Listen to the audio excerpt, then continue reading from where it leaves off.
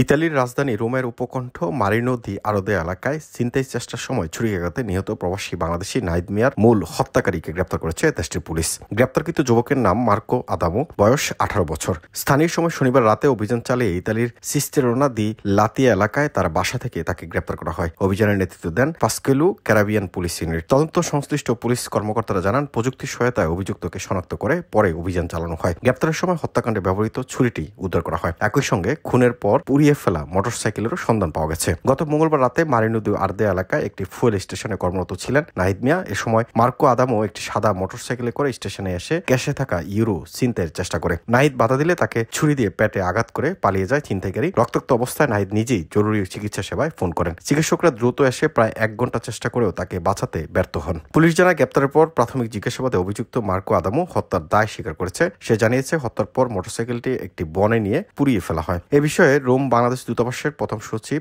আসিফ আনাম সিদ্দিকী বলেন, ঘটনাটি মর্মান্তিক। নিহতের পরিবারের সঙ্গে আমরা যোগাযোগ করছি। প্রয়োজনীয় সব ধরনের সহায়তা দিতে দূতাবাস প্রস্তুত। এদিকে নাহিদ মিয়া হত্যাকাণ্ডের প্রতিবাদে ইতালির বিভিন্ন শহরে বসবাসকারী প্রবাসী বাংলাদেশিরা প্রতিবাদ র্যালির আয়োজন করেন। রোমে আয়োজিত এই র্যালিতে স্থানীয় ইতালির নাগরিক ও অন্যান্য দেশের অভিবাসীরাও অংশ নেন। টাঙ্গাইলের ভুয়াপুর উপজেলার বেতুয়া গ্রামে জন্ম নেয়া নাহিদ মিয়া প্রায় 18 বছর ধরে ইতালিতে বসবাস করছিলেন। তিনি স্ত্রী, 1 ছেলে ও 1 মেয়ে সন্তান সহ পরিবার নিয়ে ইতালিতে বসবাস করতেন।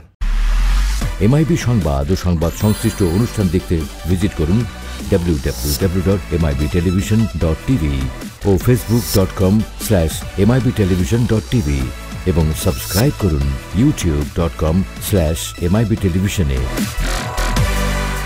এমআইবি টেলিভিশন, সত্য খবর, সঠিক খবর।